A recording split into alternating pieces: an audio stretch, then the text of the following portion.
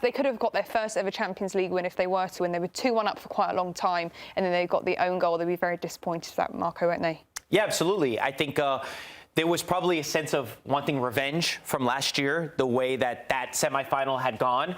And even hearing before the match, the way that Bodo Glimt were talking about it, how different it is now that they're not just starting their season. They're in the thick of it. They're even more fit. They play amazing football. Like, it's not just today. Bodo Glimt has outpossessed teams. They will pressure you. They will impose their style. And we know when they play at home, they always have that little bit extra. And they were fantastic tonight. They never gave up, not for a moment. Tottenham, on the flip side, kind of to draw parallels to Liverpool, they've also had games against Wolves, against Bournemouth, that they got dominated in matches, and they were lacking a lot of attacking ability and not looking threatening to score goals at too many times. So for me, it's a big slip up from Thomas Frank, and massive credit to Bodo Glimt. They're one of the Cinderellas of last year in the Europa League, and the fact that they're playing for the first time in Champions League now, and to get such a historic point is incredible. That chop. That was a great goal. Nigel, you love Petter. Watching this team. I love. Listen. Wow. I love Bodo Glimt. I think they're a fantastic footballing story. And you talk about it now, but this is Champions League level. I think sometimes they need to understand when we have the conversation of this level now, it's seeing out a game.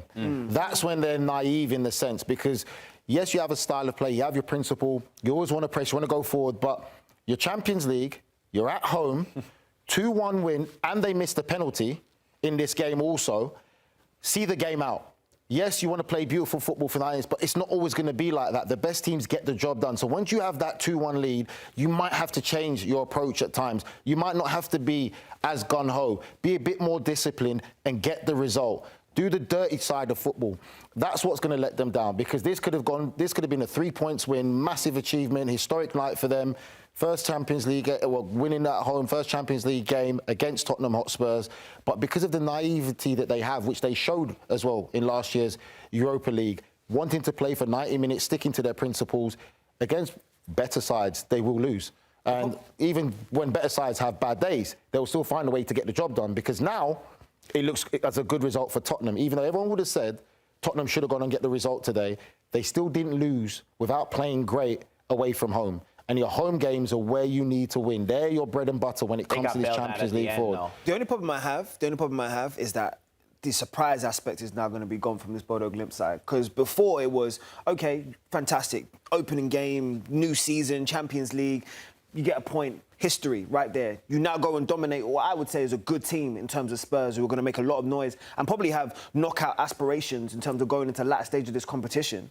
But now everybody's taking note. Everybody's like, OK, cool, we can see the football. We can see it's translated from the Europa League now to the Champions League. We can see that you're attacking threat and you want to be on the front foot.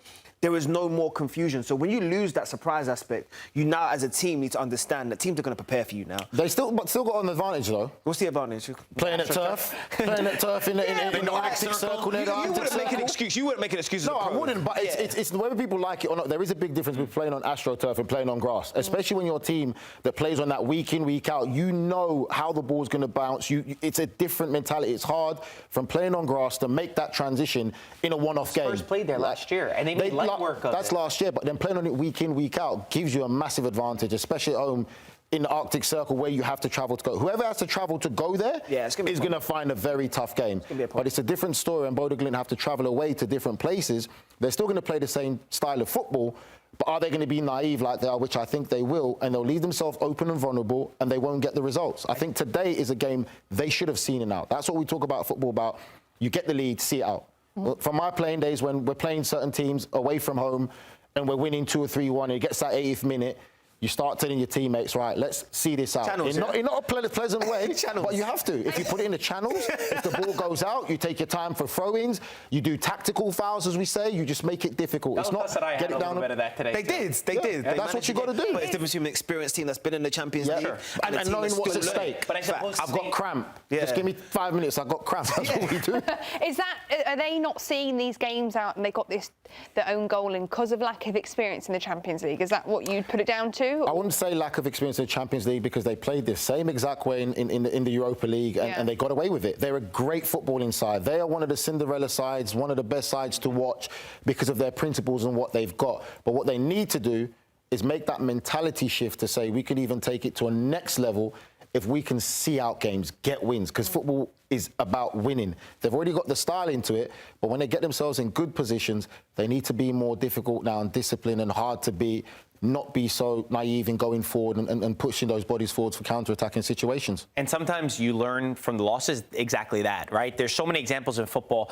I could even think of Bologna recently, where they lost 3 finals doing exactly this, where they think that they got to that point because they play such an intense, pressing, gung-ho, let's go all for it. Then you lose by playing that, and then they learned, and they were able to win in their last final where you go up. Sometimes you have to sub on a defender. Sometimes you have to see out matches. I suppose, just from a coaching angle, and you've had your coaching license, I suppose there's probably a balance between trying to find, is this the reason why we actually are getting here? Are we getting to this point? Are we making Champions League? Are we getting to Europa League semifinals because of our style?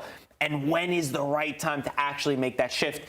And I suppose if you're 2-1 up against Tottenham, at a certain point in the match, it says, okay, maybe we don't have to always have our principles for 90 minutes. But this is what we talk about, the game within the game, because I actually do think that responsibility falls on the coaching staff. At some point, you've got to make the adjustment to say, okay, we've dominated or we've played our style of football for 80 minutes. We've implemented ourselves onto this game. It's very clear as to who we are. But can we bring the dirty tactics in now for the last 5 minutes? And that doesn't necessarily always mean kicking people or doing dirty things. It sometimes means, as you say, I got cramp, my goalkeeper goes down, because, you know, the whole game has to stop once the goalkeeper... Stop the flow and the rhythm of the game, within the game, because the fluidity is the only thing that Tottenham can pick up on to gain momentum, and then you won't drop. 3 points won't turn into 1, and you will, no matter what they say, they'll be super excited for the sheer fact that they've got some result today. But there's an element of disappointment because you know you were so close to that. Could have been 3 points. And playing at home again in this Champions League, getting your home wins is one of the most important things to do. You can get a draw away from it, which is why we say, yes, Tottenham there have higher expectations, where people expect Tottenham to have got the result today, but yet they still didn't lose. They got a point away from home, and they can make sure they get the wins at home at the Tottenham Stadium, which will put them in a better position. So for Bodo Glimt, it's a learning step, but you feel for them because they had the better chances. That game easily could have been 4 or 5 to Bodo Glimt. But again, it's not taking the chances, not being clinical enough against opposition like Tottenham. And watching the game in the Golazo show, we were saying that this is one of those games where you can clearly see Tottenham are going to come and get the win or get a draw, because Bodo Glimt are not being clinical and taking the real good chances. Not half chances, very good chances. And these teams like Tottenham and other teams they're going to face will come and punish them. Well, Bodo Glimt are going to Galatasaray next. Oh my God. They're going to hell. So they'll have to take what they learned on this game going You'd be laughing, but it would be very funny. Do not be surprised if they get... I wouldn't be surprised. But they'd have to play slightly different, because they'd have to understand there's going to be moments of the game where we're just not on top. So how do we counter-attack? How do we handle that pressure? How do we tactically say, OK, we're in this period, let's actually be tight defensively, please? Well, the whole town of Bodo Glimt would have fit in Galatasaray Stadium anyway. So the atmosphere is going to be crazy.